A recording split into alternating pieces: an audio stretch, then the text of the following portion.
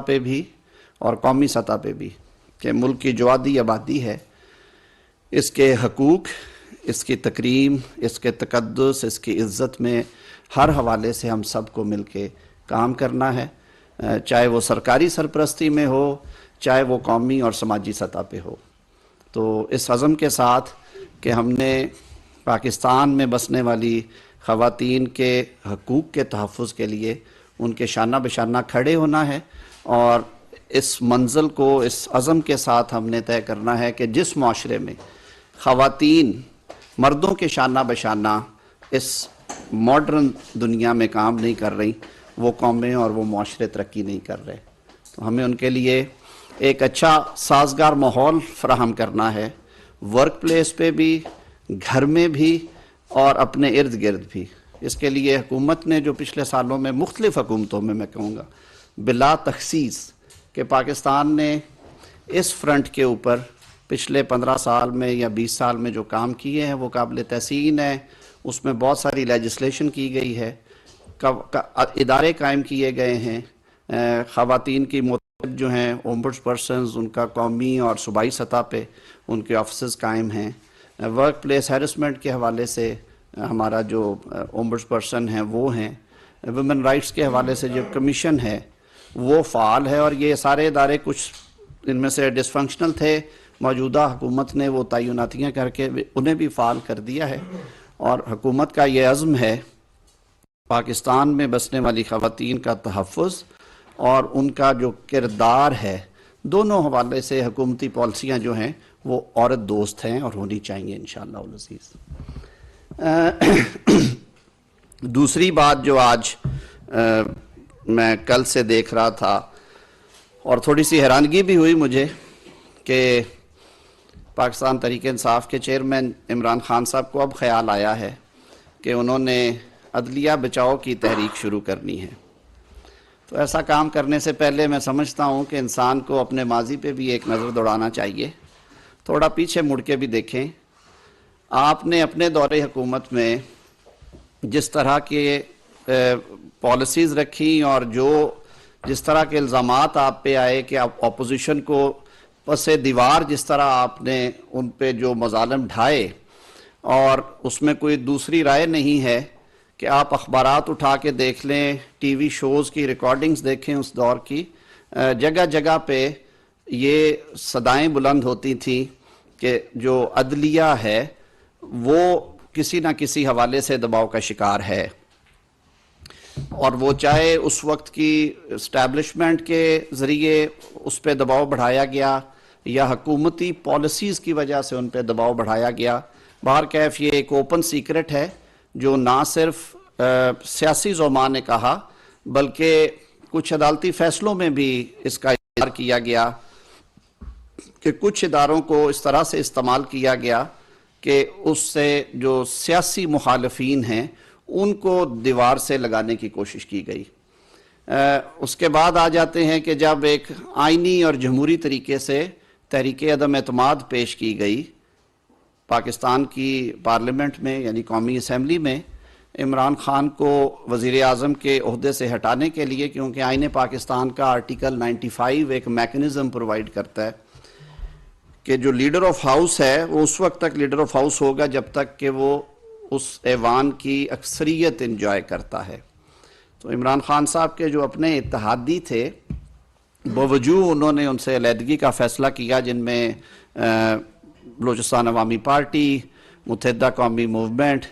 اور پاکستان مسلم لیگ کاف، Balochistan national party منگل گروپ اور کچھ دیگر ہماری جو جماعتیں ہیں وہ بھی اس میں شامل تھیں۔ تو جس طرح سے وہ سارا پروسیس کرتے ہوئے پاکستان تحریک انصاف اور خاص طور پہ عمران خان صاحب کا رویہ تھا، وہ بھی انہیں دیکھنا چاہیے کہ انہوں نے کس طرح سے عدالت پہ یلغار کی، عدالتی فیصلہ ماننے سے انکار کر دیا، عدالتی فیصلے کو ڈیفیٹ کرنے کے لیے اور آئین کو رد کرنے کے لیے اسمبلی جو ہے وہ ایک فرضی رولنگ میں اسے کہوں گا، ایک انجینئرڈ اور مینوورڈ رولنگ کے ذریعے ایک مفروضے کے اوپر قومی اسمبلی تحلیل کر دی گئی، اور پھر وہ عدالتیں ہی تھیں جنہوں نے قومی اسمبلی کو بحال کیا۔ اس کے بعد بھی جب ان پہ پروسیڈنگز شروع ہوئیں، چاہے وہ توشہ خانے کے حوالے سے ہوں، چاہے وہ کنٹیمپٹ آف کورٹ کے حوالے سے ہوں، چاہے وہ ججز کو ڈرانے اور دھمکانے کے بارے میں ہوں، ان کا جو رویہ رہا ہے وہ کسی صورت بھی قابل تحسین اور ستائش نہیں تھا۔ آپ نے ہمیشہ ایک لاڈلے کے طور پہ سیاست میں کامیابیاں حاصل کی ہیں۔ میں انہیں کامیابیاں اس لیے کہوں گا کہ ان کے نزدیک یہ کامیابیاں ہی ہیں، لیکن وہ کچھ ایسے سیاہ داغ اور دھبے ہیں جو کہ ان کے دامن پہ نمایاں ہیں، اور کسی بھی سیاسی رہنما کو کوئی پالیسی سٹیٹمنٹ دیتے ہوئے یا کسی تحریک کا اعلان کرتے ہوئے ماضی پہ بھی نظر دوڑانی چاہیے کہ ان کا ماضی اس حوالے سے کیا رہا ہے۔ ساتھ ہی ساتھ یہ بات بھی درست ہے کہ پاکستان کی سیاسی تاریخ میں عدلیہ کے بارے میں ہمیشہ یہ شکایت رہی ہے، چاہے وہ زیر لب رہی ہے یا برملا رہی ہے، کہ ایٹ ٹائمز جو سکیلز آف جسٹس ہیں، جو انصاف کا ترازو ہے،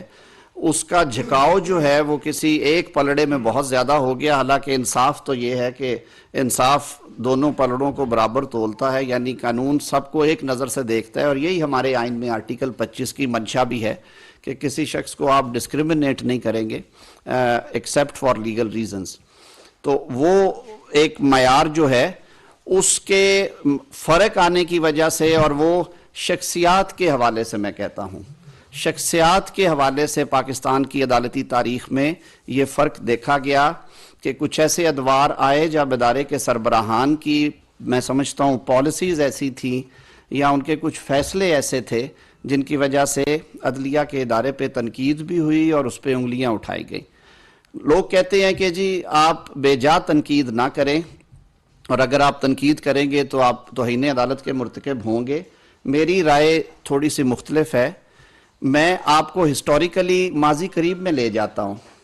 آپ خود کورٹ رپورٹرز بھی ہیں یہاں پہ بیٹھے ہوئے، آپ بڑے ماشاءاللہ اوپینین میکرز ہیں۔ آپ کی تاریخ پہ اور خاص طور پہ سیاسی اور عدالتی حوالے سے جو ایونٹس ہوئے ان پہ بڑی گہری نظر ہوتی ہے۔ کیا وجہ ہے کہ پچھلے 25-30 سال میں اگر ہم بیک گراؤنڈ میں جائیں تو آج تک کیوں سعید الزمان صدیقی صاحب، ناظم صدیقی صاحب، چیف جسٹس تصدق جیلانی صاحب، چیف جسٹس ناصر الملک صاحب کبھی ٹی وی پروگرامز کے یا اخباری خبروں کے یا مذاکروں کے موضوع نہیں رہے؟ حالانکہ انہوں نے بہت اچھا وقت گزارا، انہوں نے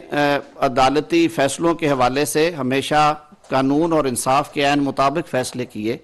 کسی متنازع فیصلے کا یا کسی سیاسی تنازع کا وہ حصہ نہیں بنے۔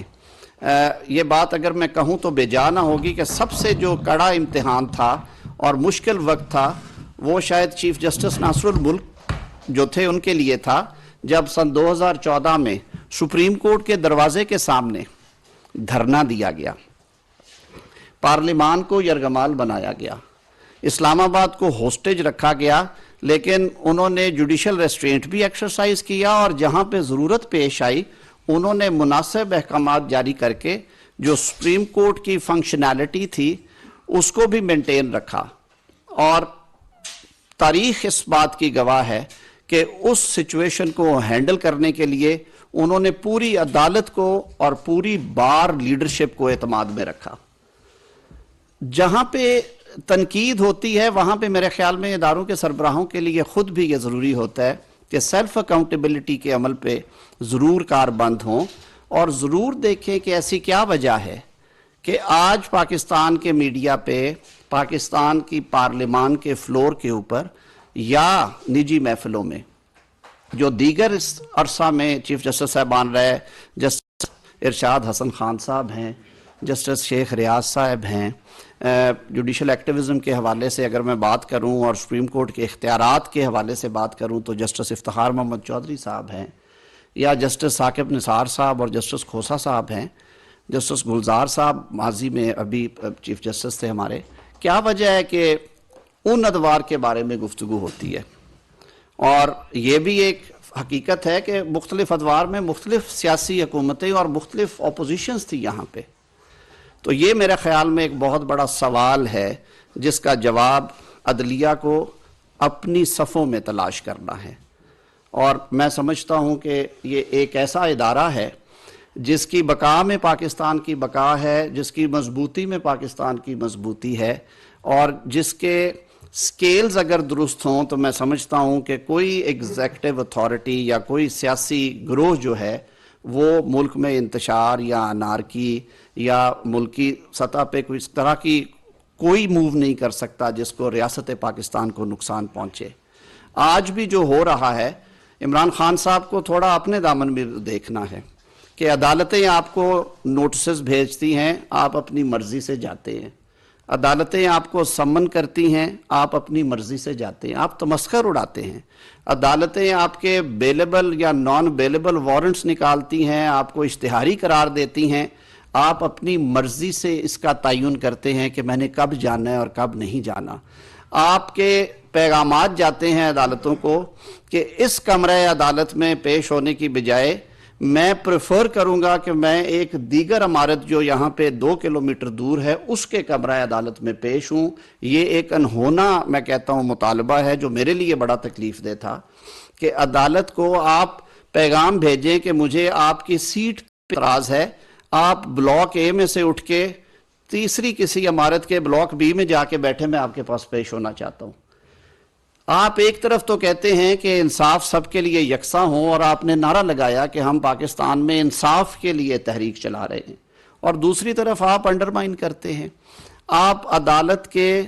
میں سمجھتا ہوں تقدس اور تکریم کو پامال کرتے ہیں جب آپ یہ حرکتیں کرتے ہیں۔ ذہن میں رکھیے کہ عدالت چاہے معزز میجسٹریٹ صاحب کی ہو، سول عدالت ہو، یا عدالت عالیہ یا عدالت عظمیٰ ہو، عدالت پاکستان کے شہری کے لیے پاکستانی آئین اور پاکستان کے قانون کے تحت ہر عدالت کا جو اس کا جو عزت اور تکریم اور منصب ہے وہ بالا تر ہے اور وہ بلند ترین ہے اور وہ ہونا چاہیے۔ یہ بات درست ہے کہ عدالتوں پہ تنقید دونوں اطراف سے ہوتی ہے، اور جب کوئی فیصلے ایسے متنازع ہوں تو لوگ اس پہ بات کرتے ہیں، لیکن ایک چیز جس پہ زیرو کمپرومائز ہونا چاہیے وہ عدالتی پروسیسز ہیں کہ آپ کو عدالت بلاتی ہے، آپ عدالت میں پیش ہوں۔ آپ نے ماضی قریب میں دیکھا لاکھ تنقید ہوئی، لاکھ باتیں ہوئی اس بات پہ کہ پاکستان کے منتخب وزیر اعظم میاں محمد نواز شریف کو ایک انجینئرڈ طریقے سے اقتدار سے الگ کیا گیا، جس طرح انہیں وزارت عظمیٰ سے ہٹایا گیا، جس طرح یوسف رضا گیلانی صاحب کو یک بجنجش قلم وزارت عظمیٰ کے عہدے سے پاکستان کے 20 کروڑ عوام کے منتخب وزیر اعظم کو اور پھر بعد میں میاں نواز شریف کو جس طرح گھر بھیجا گیا، اس پہ سوالیہ نشان اٹھے، لیکن تنقید ضرور کی۔ میاں محمد نواز شریف نے عدالتی فیصلے کی تعمیل میں جس میں کہتا ہوں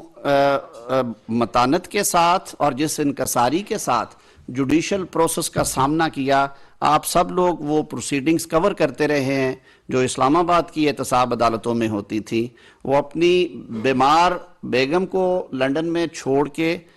پروسیڈنگز اٹینڈ کرتے رہے، اور جب وہ اجازت لے کے وہاں پہ گئے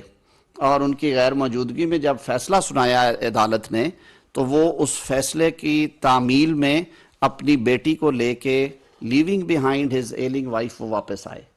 اور دنیا نے دیکھا کہ محترمہ کلثوم نواز صاحبہ اس دنیا سے رحلت فرما دی۔ اس وقت میاں نواز شریف اور ان کی بیٹی محترمہ مریم نواز شریف صاحبہ جیل کی سلاخوں کے پیچھے تھے، انہیں پیرول کے لیے کچھ روز کے لیے رہا کیا گیا، لیکن انہوں نے عدالتی پروسیس پہ تنقید اپنی جگہ پہ، یہ ہر شہری کا حق ہے کہ وہ فیصلے کے میرٹس کے اوپر بات کرے، لیکن پروسیس کو انہوں نے ڈیفائی نہیں کیا، پروسیس کے حوالے سے ہمیشہ انہوں نے تعمیل کی۔ آج حالت یہ ہے کہ پچھلے 3 ماہ سے اسلام آباد کی سیشن عدالت جناب عمران خان صاحب کو نوٹس پہ نوٹس، سمن پہ سمن، وارنٹ پہ وارنٹ بھیج رہی ہے۔ وہ وہاں پہ ٹانگ رکھ پہ بیٹھے ہیں، وہ کبھی کسی عدالت سے رجوع کر لیتے ہیں۔ حد تو یہ ہے کہ وہ اسلام آباد آئے، انہوں نے عدالت عالیہ کی پیشی بھگتی، انہوں نے ایک اور اسپیشل کورٹ کی پیشی بھگتی، لیکن جس عدالت میں ان کے خلاف اس دن فرد جرم عائد ہونا تھی اور جس عدالت نے ان کو سمن کر رکھا تھا بارہا انہوں نے یہ زحمت ہی گوارا نہیں کی کہ وہ اس عدالت میں بھی پیش ہو جائے. تو عدلیہ بچاؤ کی تحریک چلانے سے پہلے میں سمجھتا ہوں کہ آپ کو اپنے کردار پہ، اپنے ماضی پہ بھی نظر ڈالنی چاہیے اور اپنے کنڈکٹ کو سامنے رکھنا چاہیے کہ عدالتوں پہ چڑھائی جب آپ کے خلاف فیصلہ ہوا آپ نے یہ چڑھائی نہیں کی. کیا آپ آج بھی عدالتی فیصلوں کو منوان تسلیم کر رہے ہیں یا کہ آپ کڑوا کڑوا تھوک دیتے ہیں اور میٹھا میٹھا کھا لیتے ہیں؟ تو یہ یکسانیت ہونی چاہیے آپ کے کردار میں، آپ کے کنڈکٹ میں. اور آئین اور قانون کی پاسداری کی اگر بات کرتے ہیں تو پھر آپ کو اپنے آپ پہ بھی لاگو کرنا چاہیے. آپ 3.5 سال سے زائد عرصہ اشتہاری رہے اور ملک کے وزیر اعظم کے طور پہ بیٹھے رہے، اور وزارت عظمیٰ چھوڑنے سے چند دن پہلے آپ کو خیال آیا کہ کئی ان مقدمات میں پی ٹی وی پہ حملے کا کیس ہو یا پارلیمان پہ حملے کا کیس ہو، وہ دہشت گردی کے مقدمات تھے، پھر جا کے آپ نے عدالت کے سامنے سرنڈر کیا. تو یہ کچھ باتیں تھیں جو کہ قوم کے سامنے رکھنا ضروری تھی کہ ہمارے جو سیاسی رہنما ہیں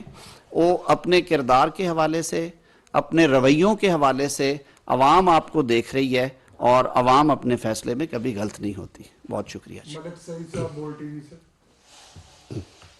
سر یہ بتائیے گا کہ ابھی جو مین چیز ہے وہ یہ چل رہی ہے کہ الیکشن کمیشن سپریم کورٹ کے فیصلے پہ امپلیمنٹ نہیں کر رہا اور ابھی تک تاریخ صوبائی الیکشنز کی نہیں دی گئی. تو حکومت کیا سمجھ رہی ہے؟ ایک طرف مالی معاملات بھی ہیں، دوسری طرف سپریم کورٹ کا حکم بھی ہے، امن و امان کی بھی جو ہے وہ صورتحال ہے. تو اس ٹائم وفاقی حکومت کا کیا موقف ہے الیکشنز کے حوالے سے؟ دیکھیے، وفاق کے وکیل نے، اٹارنی جنرل نے عدالت عظمیٰ کے سامنے کچھ حقائق رکھے تھے، اور کچھ سیاسی جماعتوں کے جب وکلاء کو عدالت نے نوٹس کیا اور انہیں بلایا تو انہوں نے بھی کچھ حقائق عدالت کے سامنے رکھے. عدالت نے اس کے باوجود ایک فیصلہ جاری کیا، اور اس فیصلے میں گو کہ ظاہر ہے انہوں نے یہ گنجائش رکھی کہ جو آئین کے آرٹیکل 254 میں یہ گنجائش ہے کہ جو 90 روز کی قید ہے وہ کسی بھی الیکشن کو غیر قانونی یا آئینی قرار نہیں دیتی. یہ لکھا ہے آرٹیکل 254 میں کہ آئین پاکستان میں اگر کسی چیز نے یا کسی فعل نے کسی مقررہ مدت میں ہونا ہے اور وہ فعل مقررہ مدت میں نہیں ہو سکا تو صرف اس وجہ سے وہ غیر آئینی نہیں ہوگا کہ وہ 90 روز یا 30 روز یا 60 روز میں وہ عمل نہیں ہوا. اس دفعہ بھی دیکھیے کہ وہ جو 90 روز کی قید تھی وہ تو نکل گئی. عدالت عظمیٰ کے سامنے تب بھی یہ رکھا گیا کہ دیکھیے عام انتخابات پہ اربوں روپیہ خرچ ہونا ہے. پاکستان میں ڈیجیٹل مردم شماری ہو رہی ہے جو کہ پاکستان تحریک انصاف کی حکومت نے تمام پولیٹیکل پارٹیز سے کنسنسس کے تحت ایک معاہدہ طے کر کے، جو دستخط شدہ معاہدہ ہے، اس کا تعین کیا کہ اگلی مردم شماری جو ہے وہ اس سال میں ہوگی اور نئے انتخابات اس مردم شماری پہ ہوں گے اور وہ ڈیجیٹل ہوگی تاکہ ساری سیاسی جماعتوں اور پاکستان میں بسنے والے مختلف طبقات کے جو ریزرویشنز، تحفظات تھے وہ دور ہو جائیں. 35 ارب روپے کی کثیر رقم اس خانہ شماری اور مردم شماری پہ لگ رہی ہے جو کہ اگلے چند ہفتوں میں 3 یا 4 ہفتوں میں کنکلوڈ ہونے پہ ہے اور اپریل کے اینڈ تک اس کی رپورٹ آ جائے گی. اب آدھے ملک میں تو انتخابات ہوں پرانی مردم شماری پہ اور باقی ملک کے انتخابات ہوں نئی مردم شماری کے. کل کو حلقے چینج ہو جانے نئی مردم شماری کے بعد جو سیٹیں کسی وجہ سے ضمنی انتخابات کے لیے خالی ہوں گی ان میں بھی یہ کنفیوژن پڑی رہے گی. دوسرا، ہمارا آئین اگر 224 آرٹیکل ایک کلوز میں یہ کہتا ہے کہ انتخابات اسمبلی ڈیزولوشن کی شکل میں 90 روز میں ہونے ہیں تو وہی 224 ایک پوری سکیم متعارف کرواتا ہے. آئین کے آرٹیکل 224 میں ایک نئی سکیم دی گئی 18ویں ترمیم کے ذریعے جس میں کہا گیا کہ بالکل جو نیوٹرل نگران ہیں وہ حکومت چلائیں گے ان دنوں میں، اور ان کا تقرر ہوگا وزیر اعظم اور لیڈر آف اپوزیشن کی مشاورت سے. وزیر اعلیٰ جو کہ آؤٹ گوئنگ ہے اور اس صوبے کے لیڈر آف اپوزیشن کی مشاورت سے، اگر ان میں طے نہیں پاتا تو اپوزیشن اور حکومتی بینچوں کی ایک کمیٹی تجویز کی گئی آئین میں، وہ اس پہ ڈیلیبریٹ کریں گے. اگر ان سے مسئلہ نہیں حل ہوتا تو وہ الیکشن کمیشن جو کہ لیڈر آف اپوزیشن اور لیڈر آف ہاؤس نے باہمی مشاورت کے بعد مقرر کیا ہوا ہے کہ نیوٹرل کمیشن ہے، پھر وہ 5 رکنی کمیشن ان کی تعیناتی کرے گے. آپ نے دیکھا کہ کے پی میں وہ تعیناتی ہنسی خوشی ہو گئی، حکومت اور اپوزیشن میں طے ہو گیا کہ اعظم خان صاحب جو ہیں وہ نگران وزیر اعلیٰ ہوں گے۔ پنجاب میں اس پہ ڈیڈ لاک آیا، 4 نام بھیجے گئے، ان 4 ناموں میں سے 1-2 ٹیکنیکلی ناک آؤٹ ہوئے، جو 2 نام بچے ان میں سے الیکشن کمیشن نے محسن نقوی کے نام پہ اتفاق کیا۔ کیوں یہ دیا گیا کہ ہمارے انتخابات پہ ہمیشہ انگلیاں اٹھیں۔ 1977 کے انتخابات میں ذوالفقار علی بھٹو صاحب شاید جینون جو پروسیس آف ووٹ کے ذریعے جیتے ہوئے، لیکن کیونکہ حکومتی کنٹرول ان کا تھا، تحریک شروع کی گئی اور یہ کہا گیا کہ انتخابات جو ہیں ان میں دھاندلی ہوئی ہے۔ 1985 کے غیر جماعتی انتخابات کو کسی نے مانا ہی نہیں ہے۔ 1988 1990 کے انتخابات پہ بھی انگلیاں اٹھتی رہیں۔ یہ سلسلہ جاری رہا۔ پہلے نگران صدر مملکت مقرر کرتے تھے، پھر ہم نے کانسٹیٹیوشنل امینڈمنٹ کر کے کہا کہ نگران بالکل نیوٹرل لوگ ہوں گے اور یہ پروسیس ہوگا۔ اب 224 کو ایز اے ہول پڑھیں تو اس کا کریکس یہ ہے کہ عام انتخابات ملک میں جب ہوں یہاں پہ نگران حکومتیں ہونی چاہیے۔ آج صورتحال یہ ہے کہ وفاق میں سیاسی حکومت ہے، سندھ اور بلوچستان جہاں پہ انتخابات نہیں ہو رہے وہاں پہ سیاسی حکومتیں ہیں، لیکن پنجاب اور کے پی میں نگران حکومتیں ہیں۔ لیکن کیا وفاقی حکومت کے سیاسی حکومت کے ہوتے ہوئے پنجاب اور کے پی کے انتخابات ہوتے ہیں اور ان میں نتائج اگر لاڈلا خان کے حق میں نہیں آتے تو کیا وہ مانیں گے ان انتخابات کو؟ کیا ایک پھر نئی تحریک کی بات نہیں چلے گی؟ اسی طرح سچویشن 2 میں چلے جائیے۔ اکتوبر میں جب قومی اسمبلی کے انتخابات ہونے ہیں آئینی مدت کے مطابق، تو کیا اس وقت قومی اسمبلی کے انتخابات جس نے پاکستان کی پارلیمان کو بنانا ہے ان انتخابات نے، کیا ان انتخابات کے وقت پنجاب اور خیبر پختونخوا میں سیاسی حکومتیں نہیں ہوں گی اور 18ویں ترمیم کے بعد 90% اختیارات، چاہے وہ پولیس ہے، چاہے وہ سول بیوروکریسی ہے، چاہے وہ محکمہ صحت ہے، چاہے الیکشن کروانے والا محکمہ تعلیم ہے، وہ سب صوبائی حکومتوں کے پاس ہوں گے؟ تو کیا عوام یہ ایکسپیکٹ کریں گے کہ وہ انتخابات بھی ٹرانسپیرنٹ ہوں گے؟ یہ سوالات تھے جن کے جوابات میرے خیال میں آرٹیکل 224 کو پوری طرح پڑھ کے عدالت کو دینے چاہیے تھے، لیکن وہ فیصلہ اتنی عجلت میں ہوا، اور اس میں جو اس وقت بھی میری آج بھی وہ رائے ہے کہ جو میجورٹی کا ڈیسیژن تھا کہ یہ سوو موٹو جو لیا گیا ہے اس کی ضرورت نہیں ہے، یہ معاملات کیونکہ آلریڈی ہائی کورٹس میں تھے انہیں کرنے چاہیے تھے۔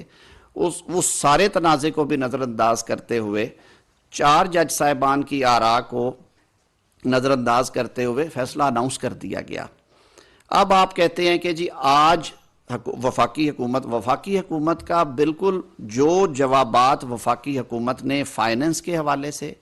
منسٹری آف انٹیریئر اور وزارت دفاع نے سیکیورٹی کی صورتحال کے بارے میں دیے ہوئے ہیں، وہ کنسرنز آج بھی ہیں، اور شاید اسی وجہ سے گورنر خیبر پختونخوا اور پنجاب کی جو سول انتظامیہ ہے اس کا اور الیکشن کمیشن میں خط و خطابت یا مشاورت کا عمل جاری ہے۔ الیکشن کمیشن کی آرٹیکل 218(3) کے تحت یہ ذمہ داری ہے کہ وہ انتخابات کو شفاف طریقے سے، غیر جانبدارانہ طریقے اور منصفانہ طریقے سے کروائے، اور اس کے لیے ایک کنجینیل ایٹماسفیئر کا، اچھے حالات کا ہونا ضروری ہے۔ کوئی الیکشن سے نہیں بھاگ رہا، الیکشن سیاسی جماعتیں بنی اس لیے ہیں کہ وہ انتخابات میں حصہ لیں۔ ہم تو کہتے ہیں کہ آپ نہ صرف اربوں روپے کی ایکسرسائزز 2 دفعہ کریں گے بلکہ یہ سائیکل ہمیشہ کے لیے رہے گا۔ آج 6 مہینے کا فرق پڑ گیا، آئندہ انتخابات جو 5 سال بعد ہونے جا رہے ہیں اس میں بھی پنجاب اور خیبر پختونخوا کی اسمبلیاں 5 سال پہلے پورے کریں گی اور وفاق اور 2 صوبوں کی اسمبلیاں بعد میں کریں گی۔ پھر سیاسی جماعتیں جو کہ قومی سطح پہ کام کر رہی ہیں ان کے لیے بہت سارے معاملات اور مشکلات ہیں۔ پھر جو کینڈیڈیٹس پینلز میں لڑتے ہیں پولیٹیکل پارٹیز کے، یہ آپ کا آئینی حق ہے اور اس کے بارے سپریم کورٹ ججمنٹس دے چکی ہیں کہ سیاسی جماعت بنانا اور ان کا انتخابات میں حصہ لینا آئینی حق ہے۔ تو سیاسی جماعت کو آپ ایک لیول پلینگ فیلڈ تو دیں، کورٹ کو اس میں یہ سارے فیکٹرز جانچنے چاہیے تھے، اور اسی لیے ہم نے کہا تھا کہ کیا ہی بہتر ہو کہ اگر یہ فل کورٹ سن لیتی یا سینئر موسٹ ججز کی موجودگی میں یہ کیس سنا جاتا، جو بات میں پہلے کر رہا تھا کہ کیوں چند حوالوں سے کچھ ایسے ہمارے سربراہان ہیں عدلیہ کے جن کے ادوار میں ٹی وی پروگرامز ہوتے ہیں، تنقید ہوتی ہے، انگلیاں اٹھتی ہیں، اور کیوں ایسے لوگ بھی گئے ہیں جن کا نام آج تک تاریخ میں ہمیشہ اچھے لفظوں میں یاد کیا جاتا ہے۔ تو یہ کچھ سوالات ہیں جو کہ معزز عدالت کے لیے بھی ہیں کہ وہ ان پہ بھی غور کریں۔ جی راشد حبیب صاحب ARY سے آپ نے عدالتوں کے نوٹس کا ذکر کیا کہ اس کا خان صاحب عمل نہیں کر कोर्ट ने जारी किया, इम्प्लीमेंट करवाना था इस्लामाबाद पुलिस ने। आईजी साहब ने पुलिस भेजी और ये ऐलान भी किया कि गिरफ्तार करने गए हैं, लेकिन उनके घर के बाहर चंद लोगों की मौजूदगी और नारेबाजी से घबरा के पुलिस वापस आ गई। तो क्या ये रिट एक फर्द वाहिद चंद लोगों को इस्तेमाल करके स्टेट की रिट इस तरह डैमेज कर सकते हैं, और क्या रियासत फिर उसके बाद सिर्फ प्रेस कॉन्फ्रेंसेस करने के लिए? नहीं, बिल्कुल नहीं होना चाहिए। मैं तो खुद बिल्कुल कायल हूं कि जो रियासत की रिट है वो बड़ी मजबूत होनी चाहिए, लेकिन रियासत अवाम के लिए हमेशा एक माँ का दर्जा भी रखती है। रियासत के रोल जो हैं वो थोड़े मुख्तलिफ भी हैं। हमें भी तो कुछ अपने दामन में झांकना चाहिए कि आप एक कौमी सतह की जमात के सरबराह हैं और आप ये क्लेम करते हैं कि हम इंसाफ के हसूल के लिए और एक मुनसफाना मुआशरा कायम करने के लिए सियासत कर रहे हैं। तो आपने उस दिन जो तर्ज अमल किया कि आपने झूठ बोला और अपने चीफ ऑफ स्टाफ को कहा कि बाहर जाके बता दो, जिस तरह मासूम बच्चों को कई बाप कहते हैं कि उन्हें कहो अब्बू घर पे नहीं है, और वो बाहर जाके कह देते हैं कि अब्बू कह रहे हैं कि वो घर पे नहीं है। तो ये अपने रवैये की तरफ भी हमें देखना चाहिए। क्या है, वो कोई जेल नहीं थी, ना उनको ताहयात जेल में डाला जा रहा था। नॉन बेलेबल वारंट सिर्फ ये है कि या आप एसपी साहब को उस दिन मुचलका भर के दे देते, उनको सेटिस्फाई कर देते कि मैं उस तारीख को अदालत में हाजिर हो जाऊंगा, या आप उनके साथ चल पड़ते और कहते कि जी हाँ मैं बिल्कुल सरकारी मेहमान रहने को तैयार हूं, मुझे कोई डर खौफ नहीं है और मैं ये प्रोसीडिंग्स फेस करूंगा। कल तारीख थी, उस पर पेश हो जाते। इवन मंडे को इस्लामाबाद आके सोमवार को उसी अदालत में दरखास्त दे देते कि जी बद्दा पुलिस को सरेंडर कर दिया उसने, आप अपना वारंट विड्रॉ करें। हफ्ते इतवार को भी एक्सरसाइज ये करते रहे हैं इनके लिए, तो इतवार को भी अदालतें खुली हैं। तो मेरे ख्याल में हमें अपने रवैये दुरुस्त करने की ज़रूरत है। रियासत हर दफ़ा अगर डंडा इस्तेमाल करेगी तो रियासत पे भी उंगलियां उठेंगी। इमरान साहब एक मिनट जी जहीर साहब समाज से। सर, आपने जो प्रेस कॉन्फ्रेंस की उससे पहले भी जो अदलिया पे फैसले हैं उस पे पीटीआई का रद्द-ए-अमल सामने है, अब आप लोगों का रद्द-ए-अमल सामने है। इस वक्त एक ऑप्शन दिया है, इलेक्शन जब भी हो मुतनाज़ा ही होंगे, क्योंकि मानना इमरान खान ने नहीं है या आप लोगों ने नहीं, तो एक ऑप्शन दिया है खान साहब ने बड़े अरसे बाद कि सबसे बात करने के लिए तैयार हूँ, और क्या ग्रैंड नेशनल डायलॉग जिसमें मिसाल की मैशियत और ये इंतखाबात मिल बैठ के इसका कोई लामल?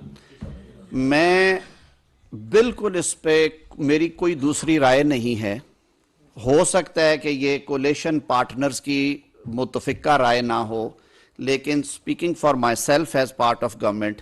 मैं डे वन से इस बात का कायल हूँ कि सियासत नाम ही गुफ्तो शदीद का है, सियासत नाम ही डायलॉग का है, सियासत नाम ही एक दूसरे को मंतक से कायल करने का है। सियासत गिरेबान नोचने का नाम नहीं है, सियासत मुखालफत बराए मुखालफत का नाम नहीं है। आज अगर हमने पाकिस्तान जो कि इस वक्त मुश्किल तरीन मुआशी हालात से दोचार है, मेरे लिए ये बड़ी तकलीफ दे बात है कि मेरे मुल्क के सियासी ज़ोमा वो बात करने को तैयार नहीं है।